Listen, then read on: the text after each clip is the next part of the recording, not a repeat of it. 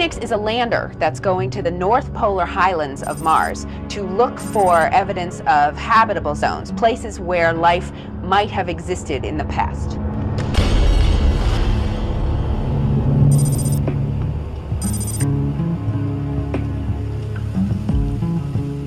Moving flight hardware, not even to mention an entire spacecraft, is usually a delicate affair. It's very meticulously coordinated.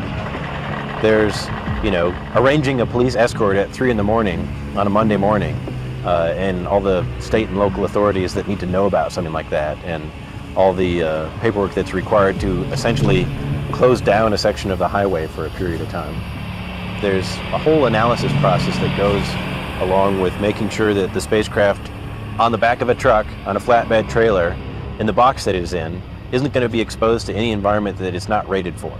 So we know how much force a pothole in the road will induce on the spacecraft. Just a little bit into the trip, we had kind of a light rain. And that's another thing that just makes you ill at ease with your spacecraft that you've had in the clean room up until that point in time.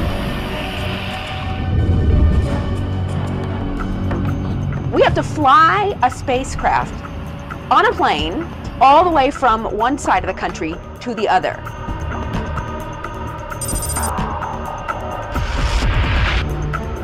And that is a scary thing.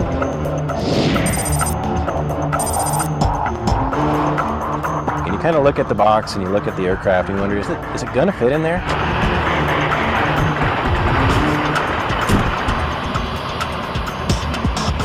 When they open those rear doors, there's this cavernous space inside.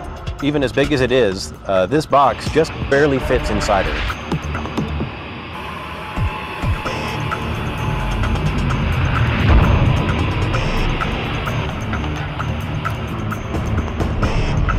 And it was a really kind of manual brute force operation.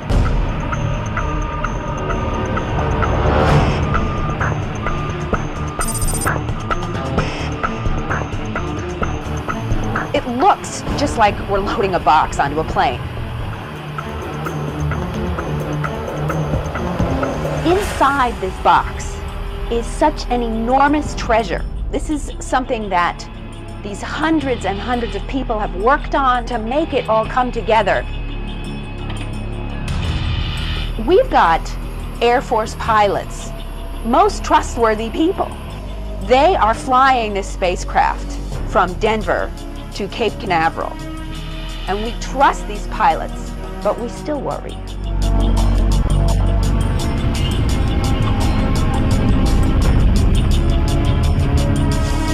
We're tracking this spacecraft and this plane as it's flying across the country. And as Florida comes into view, we think, oh, we're okay, and we can relax. We can't be relieved because we have still a huge amount of work to do to get this spacecraft to the launch pad, assembled properly, all fueled up and ready to go to Mars.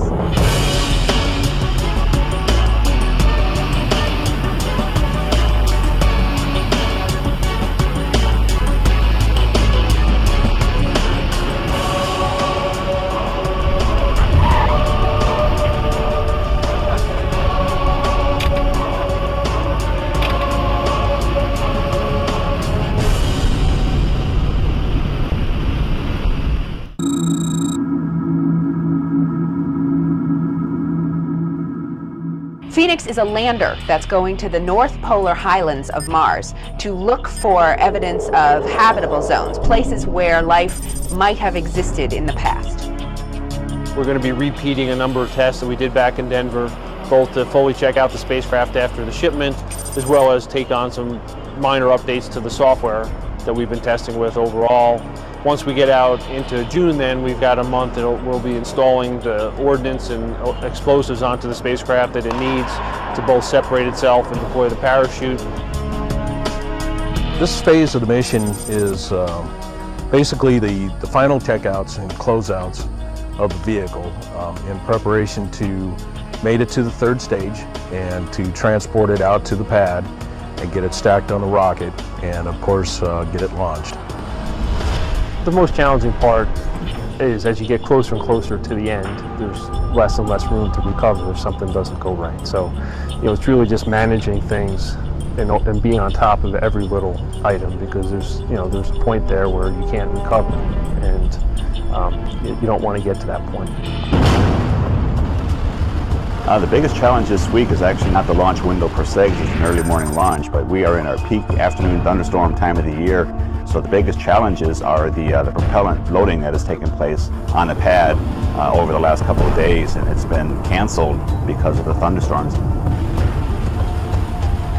We were supposed to load oxidizer and then fuel onto the second stage of the launch vehicle today, and they got through the oxidizer load, and then the prediction for weather this afternoon was not good, so they decided to stand down from loading fuel, which means they have to load fuel tomorrow.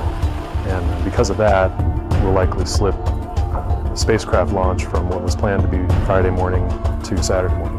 We have 2 days of our launch window before the shuttle. We have to stand down for the shuttle launch. And so we're hoping that if we either get off in the first 2 days or the shuttle gets off on its first day, so that then we can start planning to launch right after the shuttle.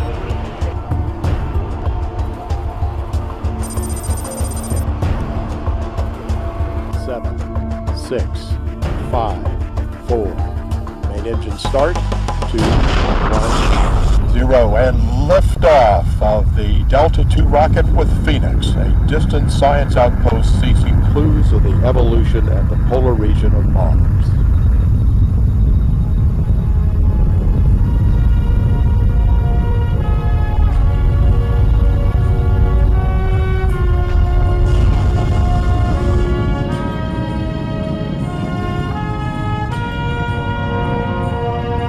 Being on the program as long as I have, it's kind of like your kid going off to college. You're very excited, you're very happy, but also sad that your baby's basically going to go away, and you're not going to hear from it again for 8 or 9 months.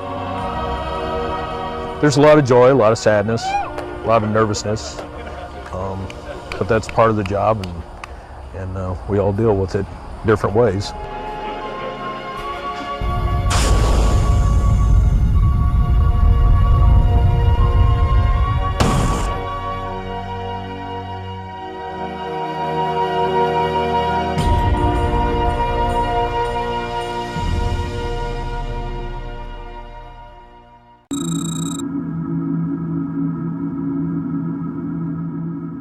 The Mars Phoenix lander is headed for the north polar region of Mars, and its goal will be to search for habitable regions, places where life may have existed in the past.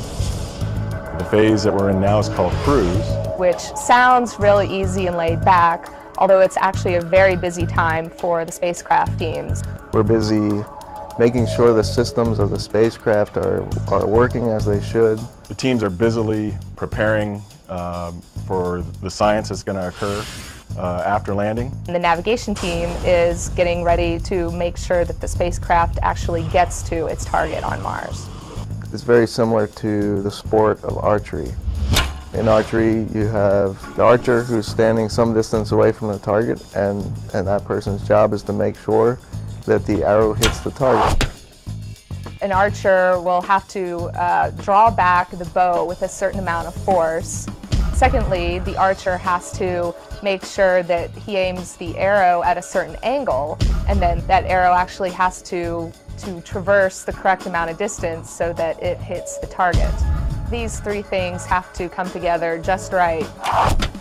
With launching a spacecraft to Mars, it's a little different. The bow in this case is a 250-ton rocket. Our arrow is the Phoenix spacecraft. It has to travel over 420 million miles to its target. That's 70 miles long by 15 miles wide. This is like trying to shoot your arrow from Dodger Stadium and hitting home plate at Wrigley Field in Chicago. So this seems almost like an impossible shot to take just in one single shot. So we actually make it a little more fair by having 6 opportunities to correct that trajectory along the way. Imagine if you could shoot an arrow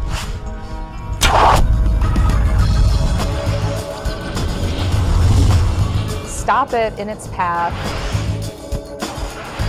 check to make sure if it's on course for the target, and if not, be able to nudge it back to its target so that it's headed for the right place. Now, of course, our spacecraft is moving at about 60,000 miles per hour. It never stops. So the corrections have to be performed along the way while the spacecraft is still in motion. We track the spacecraft using the Deep Space Network of antennas, and we figure out exactly where the spacecraft is, where it's heading, and then compute where it actually needs to be.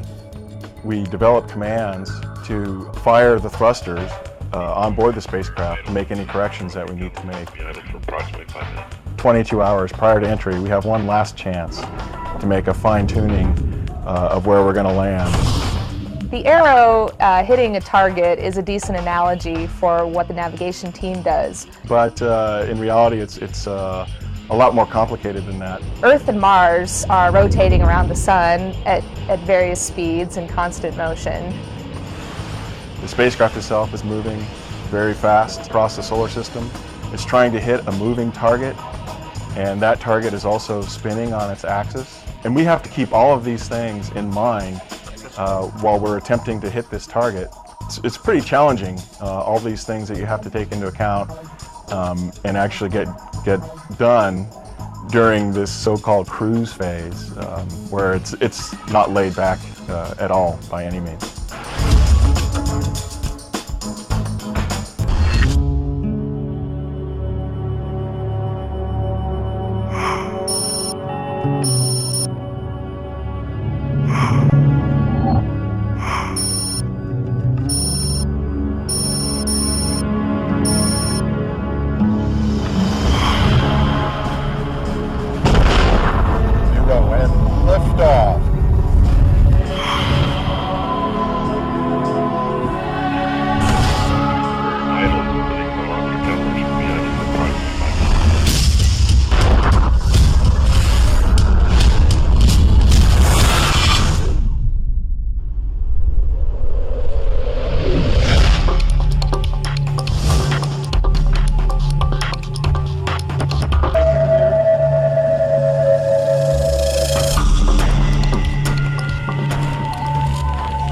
Phoenix is the first Mars-scout mission. It's the first mission that's going to try to land near the North Pole of Mars. And it's the first mission that's actually going to go try and reach out and touch water on the surface of another planet. Where there tends to be water, at least on Earth, there tends to be life. And so it's potentially a place where life could have existed on the planet in the past. The main purpose of EDL is to take a spacecraft that is traveling at 12,500 miles an hour and bring it to a screeching halt in a soft way in a very short amount of time. We enter the Martian atmosphere. We're 70 miles above the surface of Mars, and our lander is safely tucked inside what we call an aeroshell. Looks kind of like an ice cream cone, more or less. And on the front of it is this heat shield, this saucer-looking thing that has about a ½ inch of essentially what's cork on the front of it, which is our heat shield. Now this is really special cork, and this cork is what's going to protect us from the violent atmospheric entry that we're about to experience. Friction really starts to build up on the spacecraft, and we use the friction when it is flying through the atmosphere to our advantage to slow us down. From this point, we're going to decelerate from 12,500 miles an hour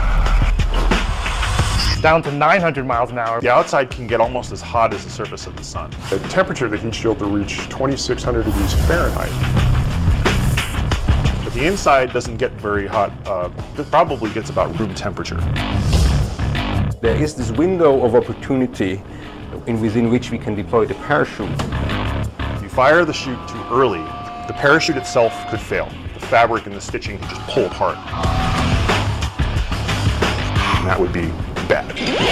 In the first 15 seconds after we deploy the parachute, we'll decelerate from 900 miles an hour to a relatively slow 250 miles an hour.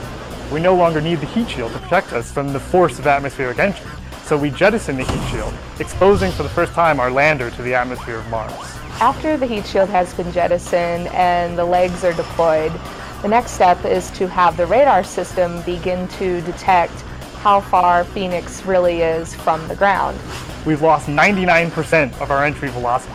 So we're 99% of the way to where we want to be. But that last 1%, as it always seems to be, is the tricky part. Now the spacecraft actually has to decide when it's going to get rid of its parachute. We separate from the lander going 125 miles an hour at roughly a kilometer above the surface of Mars, 3,200 feet. That's like taking 2 Empire State Buildings and stacking them on top of one another. That's when we separate from the back shell and we're now in free fall. It's a very scary moment. A lot has to happen in a very short amount of time. So it's in a free fall, but it's also trying to use all of its actuators to make sure that it's in the right position to land. And then it has to light up its engines, right itself, and then slowly slow itself down and touch down on the ground safely.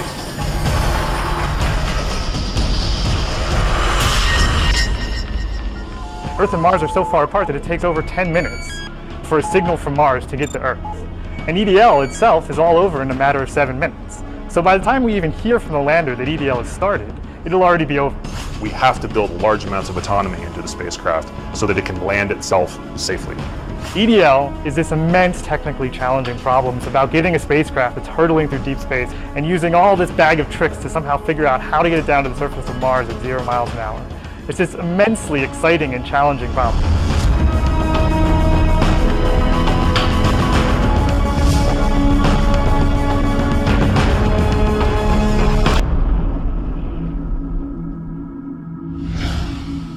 Atmospheric entry on my mark. 5, 4, 3, 2, 1, mark. Expected peak heating rate in 1 minute and 40 seconds. Standing by for possible plasma blackout. Phoenix now 1 minute past the entry point. We still have a signal via Odyssey. At this point in time, Phoenix goes normally through peak heating. Awesome. Phoenix now 2 minutes and 25 seconds past the entry point. We still have a signal via Odyssey. Standing by for reacquisition via direct to Earth. Stop of Odyssey canister data and switch to 32K in 10 seconds. Standing by for expected parachute deployment.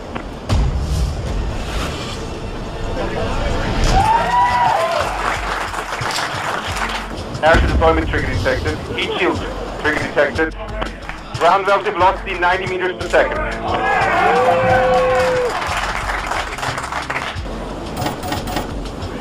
Land leg deployment trigger detected. Ground relative velocity 60 meters per second. Standing by for altitude convergence.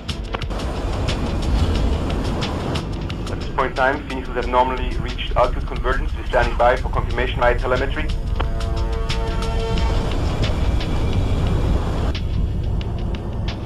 Radar reliable. Altitude 2,000 meters. Altitude convergence detected. Altitude 1,800 meters. 1,700 meters. 1,600 meters. Standing by for landed separation. Altitude 1,100 meters. Signal may drop out during landed separation. Altitude 1,000 meters. The separation detected. We have reapplied the signal. Gravity turn detected. Altitude 600 meters. 500 meters. 400 meters, 250 meters, 150 meters, 100 meters, 80 meters, 50 meters.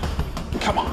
Constant velocity phase detected. Altitude 40 meters, 30 meters, 27 meters, 20 meters, 50 meters. Standing by for touchdown. Touchdown signal detected. Landing lead sequence initiated. Helium vent detected.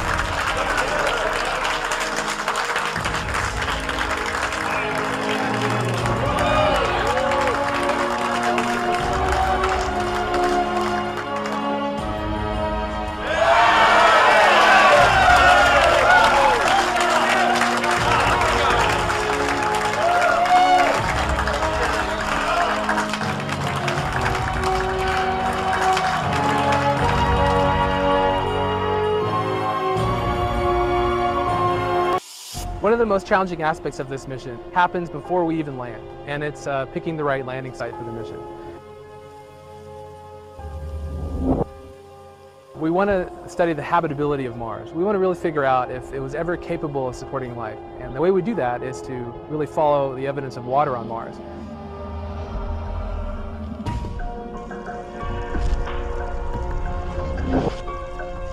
One of the most interesting things about Mars is that it's changed over time. What we see on Mars today is very different from what occurred in the distant past. And water is the real interesting thing that we're looking for, the history of water, how it's changed over time.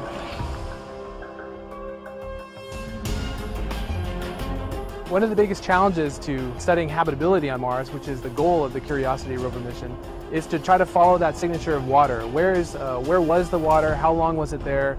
And where do we go to look for evidence of it? If we were somewhere like this, where there's a pretty obvious geologic record of water flowing, carrying material down, that would be a home run. But the real challenge is finding that one spot on Mars to send this great rover mission to.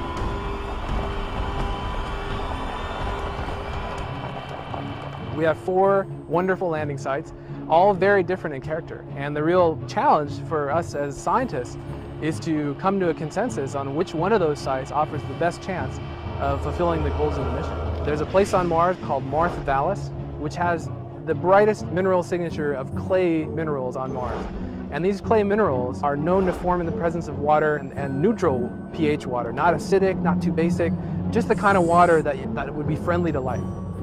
Then you have terrestrial geologists who say that the rock record should be the thing that we follow, the landforms that look like they were carved by rivers or floods. So you have sites like Holden Crater, which is a big impact crater many miles across with a river coming into it, perhaps forming a lake multiple times and flooding the crater, leaving a geologic record that we can study with Curiosity. Just upstream a little bit from Holden Crater, there's a place called Eberswald Crater. That same river system in Eberswald has left evidence of a delta. Just like the Mississippi River Delta, these things form when muddy, silty water deposits its silt, its mud, into a formation, into a standing body of water, like a lake. And so you have people that study deltas on Earth who think that's the place Curiosity should go.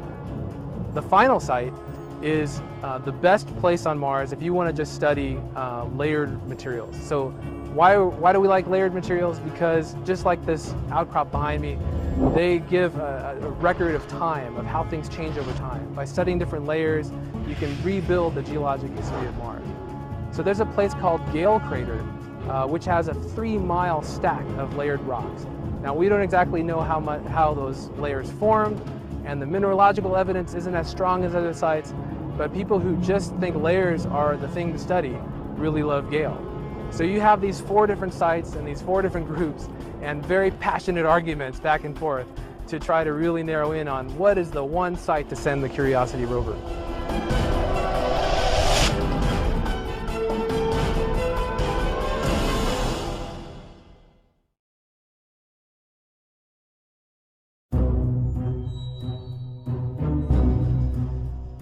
When people look at it, it looks crazy. That's a very natural thing.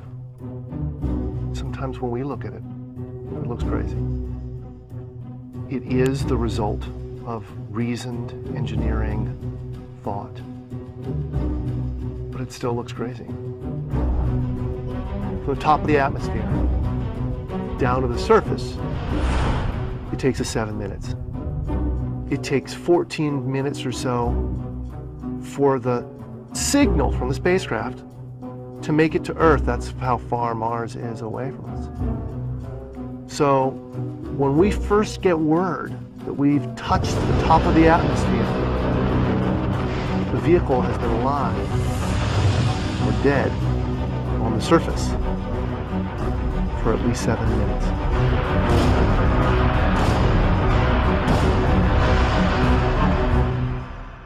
Entry, descent, and landing, also known as EDL, is referred to as the 7 minutes of terror, because we've got literally 7 minutes to get from the top of the atmosphere to the surface of Mars, going from 13,000 miles an hour to 0 in perfect sequence, perfect choreography, perfect timing, and the computer has to do it all by itself with no help from the ground. If any one thing doesn't work just right, it's game over. We slam into the atmosphere and develop so much aerodynamic drag. Our heat shield, it heats up and it glows like the surface of the sun. 1,600 degrees. During entry, the vehicle is not only slowing down violently through the atmosphere, but also we are guiding it like an airplane to be able to land in a very narrow, constrained space. This is one of the biggest challenges that we're facing, and one that we had never attempted on Mars. Mars is actually really hard to slow down because it has just enough atmosphere that you have to deal with it. Otherwise, it will destroy your spacecraft. On the other hand, it doesn't have enough atmosphere to finish the job. We're still going about 1,000 miles an hour. So at that point, we use a parachute. The parachute is the largest and strongest supersonic parachute that we've ever built to date. It has to be able to withstand 65,000 pounds of force, even though the parachute itself only weighs about 100 pounds. When it opens up that fast, it's a neck-snapping 9 Gs. At that point, we have to get that heat shield off. It's like a big lens cap blocking our view of the ground to the radar. The radar has to take just the right altitude and velocity measurements at just the right time, or the rest of the landing sequence won't work. This big, huge parachute that we've got, it'll only slow us down to about 200 miles an hour. And that's not slow enough to land. So we have no choice, but we've got to cut it off and come down in rockets. Once we turn those rocket motors on, if we don't do something, we're just going to smack right back into the parachute. So the first thing we do is make this really radical divergent maneuver. We fly off to the side. Diverting away from the parachute, killing our horizontal velocity and our vertical velocity, getting the rover moving straight up and down so it can look at the surface with its radar and see where we're going to land. And we head straight down to the bottom of a crater, right beside a 6-kilometer high mountain. We can't get those rocket engines too close to the ground, because if we were to descend propulsively with our engines all the way to the ground, we would essentially create this massive dust cloud. That dust cloud could then go and land on the rover. It could damage mechanisms and it could damage instruments. So the way we solve that problem is by using the sky crane that we've built. 20 meters above the surface, we have to lower the rover below us on a tether that's 21 feet long, and then gently deposit it on its wheels on the surface. As the rover touches down and is now on the ground, the descent stage, it's in a collision course with the rover. We must cut the bridle immediately and fly the descent stage to a safe distance from the rover.